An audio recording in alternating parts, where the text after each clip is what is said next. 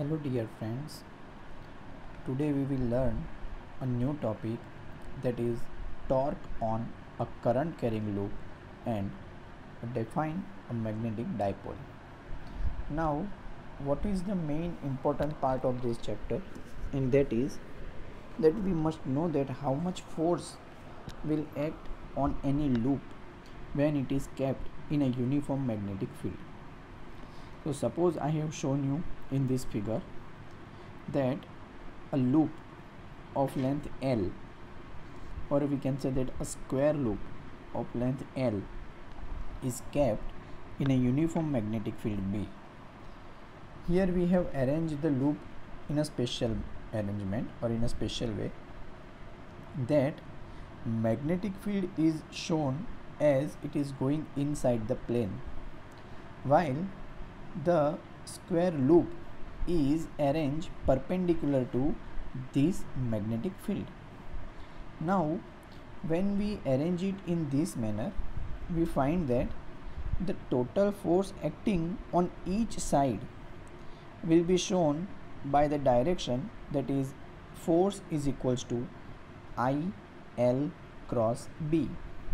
Now we have already known equation that the resultant direction will be following right hand screw rule, or we can say that right hand thumb rule. As per as that definition, I have shown the resultant force in respective sides. So here the resultant force in respective side that are given by green line, and that is indicated by force F symbol. Now here it is very interesting that the force acting on each side is perpendicular to the direction of electric current or a current carrying conductor, and therefore here in each case we conclude that the resultant force experienced by the loop, that will be 0, and if there is no force acting on it, then the resultant torque will also be 0. So here it is very clear that we have a certain arrangement that if a plane is perpendicular to the magnetic field, that means the field is acting on a given current carrying wire that is perpendicularly, then we can say that the resultant force will be 0. Now we change our arrangement. Suppose the loop is oriented at an angle theta with respect to the magnetic field B. So suppose we consider over here that magnetic field B is uniform, and suppose it is acting in x-axis direction, then if the given loop which is having current I through it and having length L is suppose making an angle theta with magnetic field, then we can say that the resultant force will not be 0, and therefore we will also have some respective value of torque.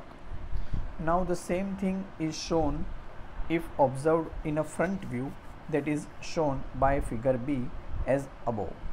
But if the same arrangement is observed through upper side, that means if the person is having eyesight over here, suppose see in figure 2 upper part up, suppose some person is viewing from this point, then how the picture would be like, and that I have shown in this lower figure.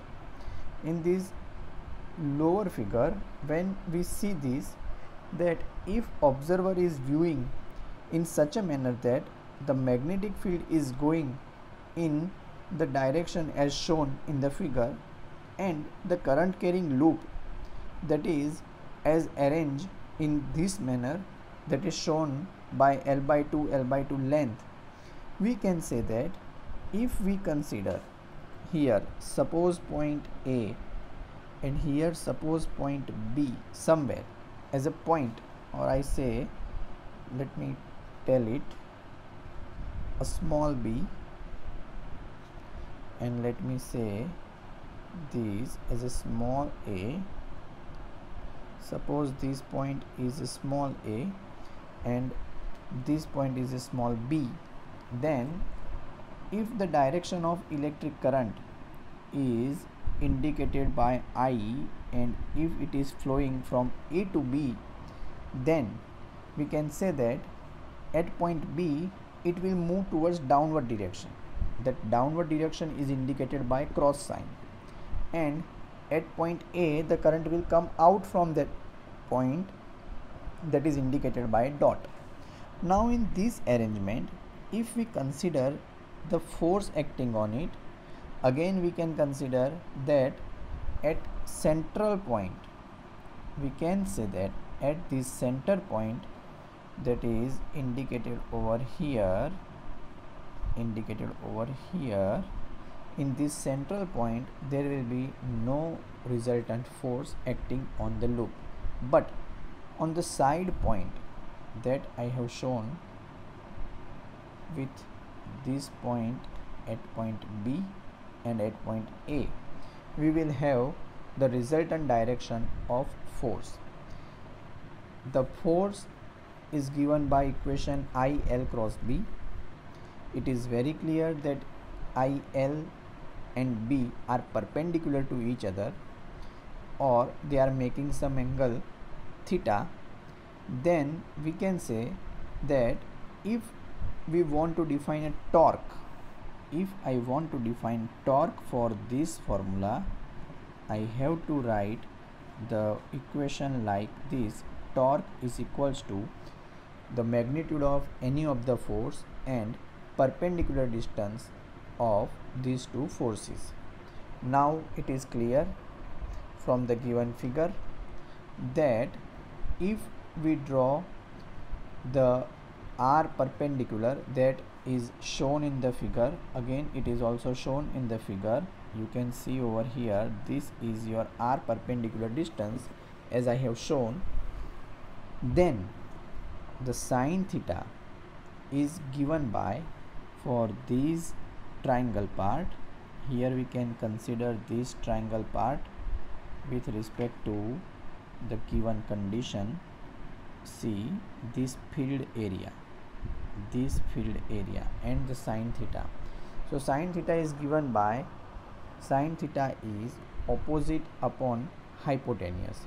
Here opposite direction is R perpendicular and hypotenuse is L by 2. So if we make R perpendicular as a subject, we get that is equals to L by 2 sine theta. Now we will keep this result as our one of the store result. We will store this as our one of the result. Say this is our equation 1 that we will store here. Now we want to find the torque, because now the force acting on it is not zero as I have stated above, and therefore we will also find some resultant torque. Now here there are two sides, as one side is from A to central point O, I would like to draw the point O at this point, and then O to B. So we will also have two torques regarding force 1 and force 2. Force 1 is shown in right hand side direction, where I have put the value that is ILB, and in left hand direction the force is given by F2, where I have put the value ILB. Here it is interesting that the magnitude of F1 and F2 are equal, and therefore whenever we will put them, we can replace them by the ILB.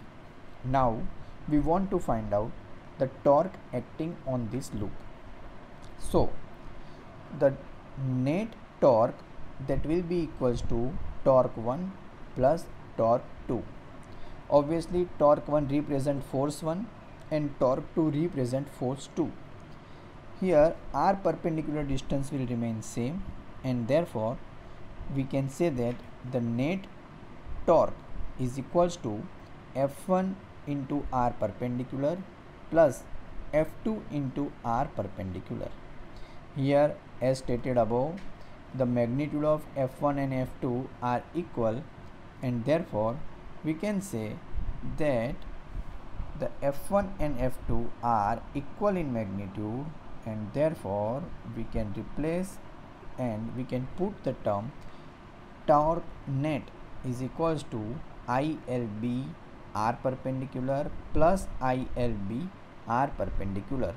If we sum up them, we get 2 times ILB r perpendicular. Here from equation 1 we can replace the value of r perpendicular, that is given by L by 2 sine theta. Now if we get this value as a r by 2 L by 2 sine theta, now the equation will have the term that is equals to 2 will cancel out over here, that is obviously 2 and this 2 will cancel out, so the resultant value will be, that is I L square b sine theta. This is very clear from the equation. Now this L square, that we know that L square is nothing but length into length, that is area. So this is represented as an area, and that we have replaced over here. So L square is written as area A of the square loop, and all other terms are as it is. Here another interesting term that we have to remember, and that is we remember that is magnetic dipole moment. As we have learned already about electric dipole moment, in a same manner for magnetic field we have magnetic dipole moment. In general it is defined by the formula, and that is IA, that is equals to small m, sometimes it is also written as a capital M, so that M represent over here that magnetic dipole moment. So magnetic dipole moment is a vector quantity, so we will replace it. We replace that term over that equation, and we get torque net is equals to mb sine theta. Now as we know that mb sine theta, that is sine theta is there, so torque is also a vector quantity and it also represented by sine product.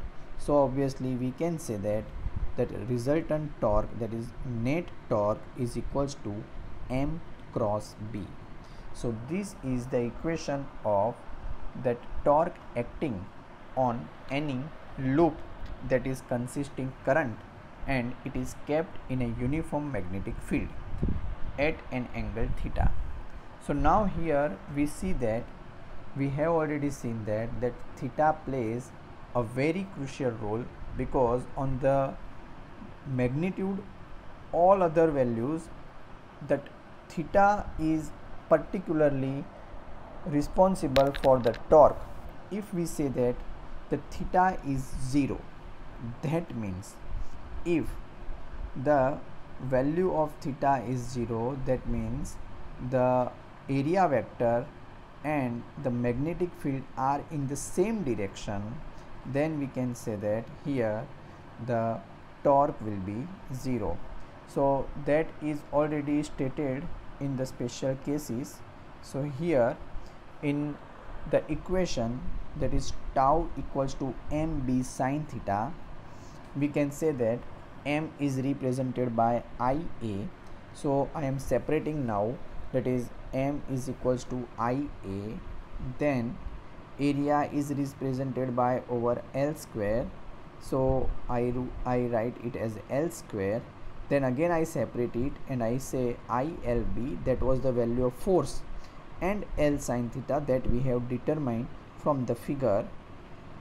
Now on the basis of this equation we will see that how different parameters are depending for the value of the torque. So see, first case, if theta is 0, then obviously torque is 0. If we say that if magnetic field is 0, then also the value of the torque will be 0, and if I is also 0, then also the torque will be 0. So if any of these is 0 or all of these zeros, then the torque will be zeros. But now we have also different condition, that suppose current in the loop is not 0 and therefore it is called current carrying loop, and at the same time it is kept in a magnetic field. Right now we consider that it is kept in a uniform magnetic field. Then we have special cases, that if theta is equals to 90, that is the angle between area vector and magnetic field is 90 degree, then we will have maximum torque that we can obtain. In a similar manner, if we say that theta is less than 90 degree, but if it is greater than 0, then the value of torque will be less than maximum value of the torque. So these are some special informations regarding torque and magnetic dipole moment when a current carrying loop is kept in a uniform magnetic field, and what the behavior it will show, that is explained over here. Here we consider that suppose this is a single loop, but if we consider that the loop has n turns, if I say that the loop has n turns, that is our new consideration, that if loop has n turns,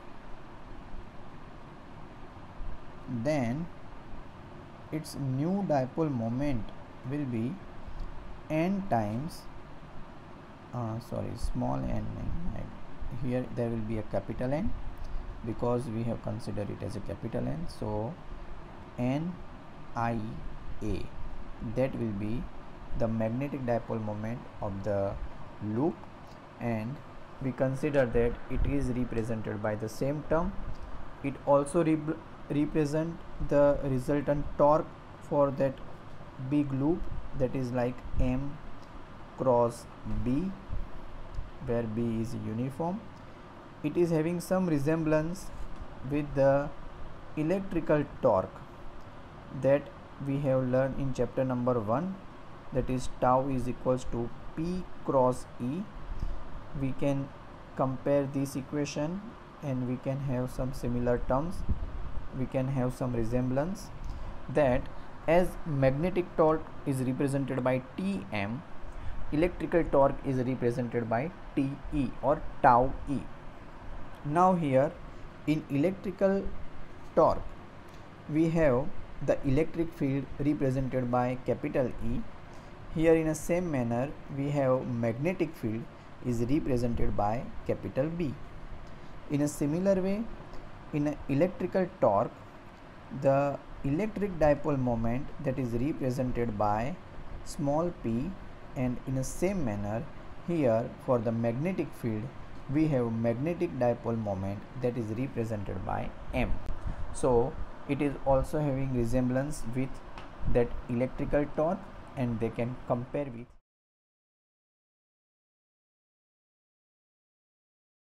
example number 4.11 that is given on page number 159 of textbook.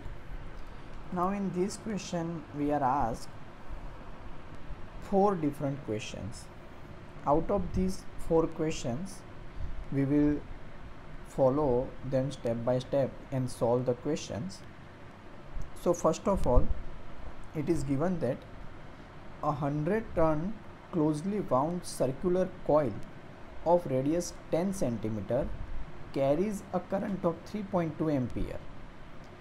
Now this is the given condition as shown in the figure, that here n turns are given, the radius is given, that is 10 centimeter, that is about 10 raised to minus 1 meter, and current flowing through it is considered as a 3.2 ampere. Now obviously the magnetic field on the axial line, that is given by the formula that we have already, that is B equals to mu 0 Ni over 2R. Now when we apply this equation, we have the terms, we are given all the terms, then we can apply 4 pi into 10 raised to minus 7 in place of mu 0, n that is given 100 tons, I the value of current is given, that is 3.2 ampere, and the radius is also given, that is we have derived 10 raised to minus 1 meter. So if we put all the values, then we can get 2, that is cancel with 4 pi, so 2 will be there, so 2 into 3.14 into 3.2 and into 10 raised to minus 4, because the 10 raised to minus 1 which is in denominator, when reaches to the numerator, it will be multiplied with 100 and becomes 1000, and already there is a 10 raised to minus 7 power is given, so it will be total 10 raised to minus 4. Now we can also take 3.14 into 3.2 as almost tentatively 10, so the resultant value will be 2 into 10 into 10 raised to minus 4, and therefore we can simply say that it is equals to 2 into 10 raised to minus 3 Tesla, or it can be also written as 20 Gauss. Now this is the answer of first question, but now they have told us, they have given that the arrangement is now kept in a particular condition. This condition is narrated in the term that the coil is placed in a vertical plane and is free to rotate about a horizontal axis which coincides with its diameter. Here with the green lines I have shown the diameter. Here the coil is now kept in a vertical plane as shown in the figure. We can also consider, as it is given, that a uniform magnetic field of 2 Tesla in the horizontal direction, that is given by the blue line I have shown in the figure. So that 2 Tesla in the horizontal direction exists such that initially the axis of the coil is in the direction of the field. So here the axis of the coil that is given with that diametric part, diameter is a given, and therefore the green line and the blue lines are in the same direction, and then it is given that the axis of the coil is in the direction of the field. Now the coil rotates through an angle of 90 degree under the influence of the magnetic field. So that is the second condition is drawn in the figure below it, that is given under the influence of that external field, it rotates about 90 degree and convert into the given figure below. Now they are asked us to find out different things. So here in the question, first they have asked us to find out the magnetic dipole moment. So here we will see that what is magnetic dipole moment of the coil. We can simply say that the question number B as shown over here, the magnetic dipole moment that is indicated by M and it is represented by NIA. This equation that we have already studied in the previous case of a current carrying loop and the torque. Now the turns are given, that is 100, and current is given, that is 3.2 ampere, and cross sectional area can be obtained by applying the equation pi r square. So here we will apply the equation pi r square. Now pi is already known value, that is 3.14, so here 100 again, as in the previous case, we obtained that 3.2 into pi, that can be taken as a 10, and here radius is about 10 raised to minus 1, so it will be the square of the 10 raised to minus 1, that is 10 raised to minus 2. So if we put all these values together, we get that is 10 ampere into meter square. So this will be the dipole moment, that is magnetic dipole moment of the given coil. Now, as given in the para, that is, first we keep the coil in such a manner that its axis and magnetic field are coincide. So in that case, we are asked to find out the torque, and obviously torque will be, that is, M cross B, or I can say that it is MB sin theta. Now for the case that is given in the question, we can say that initially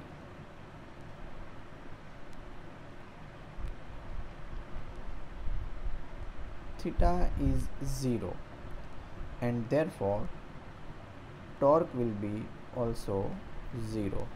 So in that case, we can say that torque, that is 0.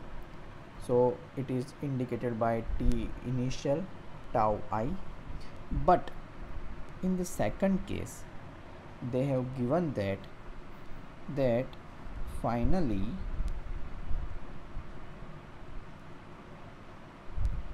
theta is rotated about 90 degrees. The coil is rotated about 90 degree, and therefore we can get tau final, that is equals to M into B. Now we have obtained M as a 10, and we are given magnetic field as a 2 Tesla. So we can say that is 2 into 10, so 2 and 10, so that will be 20 Newton into meter. So that will be 20 Newton into meter. This will be final torque on the coil. Now in the same question, finally they have asked another thing, and that is, again, the knowledge of 11th standard is required when we studied about the harmonic or simple harmonic motion, plus we studied the definition of Newton's second law, and we apply it in the term of torque and the force. So for the rotational motion, first what we need to remember, for rotational motion,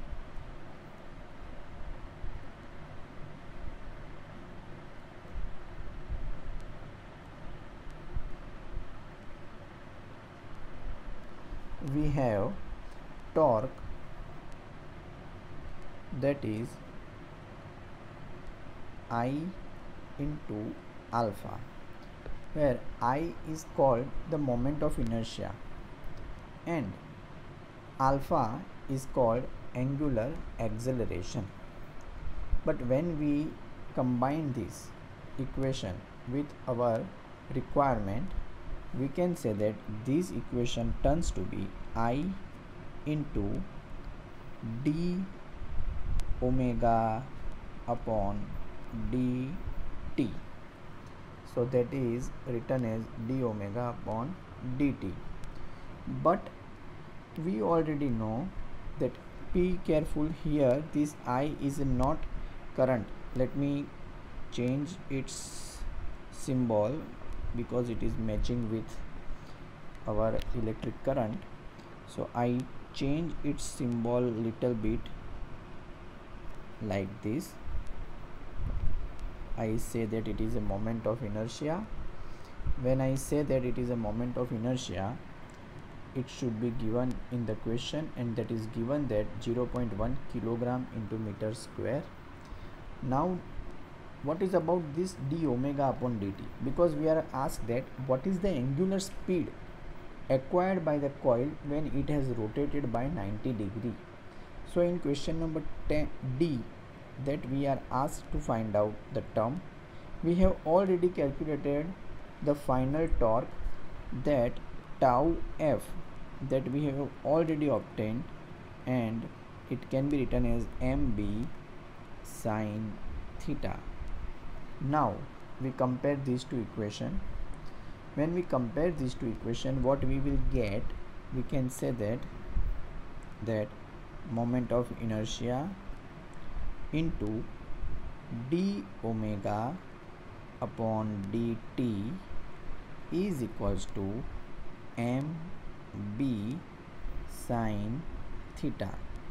Now here one interesting thing about this d omega upon dt, because d omega upon dt is called acceleration. D omega dt is angular acceleration. So here we will use chain rule. Now chain rule is what? That we can say that here we can apply, that is d omega upon dt can be written by d omega upon d theta into d theta upon dt. So we have multiply and divide the given equation by d theta, but here this d theta upon dt is nothing but omega, that is required in our case. So here we say that d omega upon d theta is equals to the term that we are given, that is omega for the calculation part. And here when we calculate it, we want to find out this term. So first of all, what we will do, we will replace this term in above equation in place of d omega upon dt. So what we will get there, that is again moment of inertia. Then in place of d omega upon dt, we can write d omega upon d theta into omega is equals to mb sine theta. Now what is the condition that we are given? We are given that the coil is rotated about 90 degree.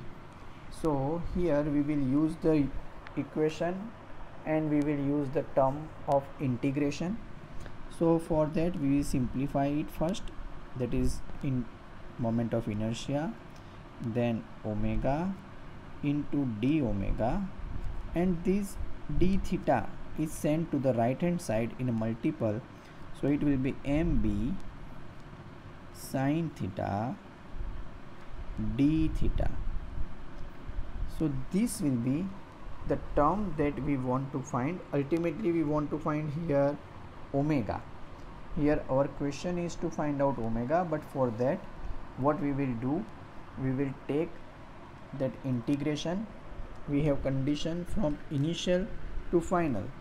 So initially the speed will be 0 as it is considered as a rest. So when angle is 0, it is 0. So we will put the limit, moment of inertia I as it is. Then we will take omega into d omega, and here we say that this is mb integration sine theta d theta. Now what will be the limits? Here we will apply the limits. Limits will be from 0 to omega final, and in the same manner the angle will also be from 0 to pi by 2, or we can say that it is a 90. Now when we put the term of integration, we can write it as moment of inertia as it is. The integration of omega will be omega square by 2 with the limits are given, that is from 0 to omega f. Another thing, the integration of sine theta, that is minus cos theta, so we will put that is minus mb. Here I replace this is as a cos theta. The limit will be from 0 to pi by 2. Now when we put this limit in our question, what we get again, we can say here for the question moment of inertia as it is. Here we can put the upper limit first, that is omega f square by 2, and this is equals to minus mb first cos pi by 2, that will be 0, and then cos 0, that is 1. So we can say that this is 0 minus 1, ultimately this is the plus mb, and therefore wf square is equals to mb upon 2 times moment of inertia. Now when we put all these terms, we get moment of inertia is given, magnetic field is given. Magnetic field is given as the term 1 minute, I have put one small mistake, that is 2 will be in the multiple, so here 2, then the dipole moment that we have obtained on the upper part, that magnetic dipole moment that we have obtained 10 ampere into meter square. So here 2 into, we say it is 10, then magnetic field is given as a 2 Tesla in this case, then moment of inertia is given, and that is 10 raised to minus 1. So when simplify, we get 400, that is omega f square. So ultimately we want to find out omega f, that will be 20 second inverse. Here this is the interesting and important question of the textbook, that is 4.11.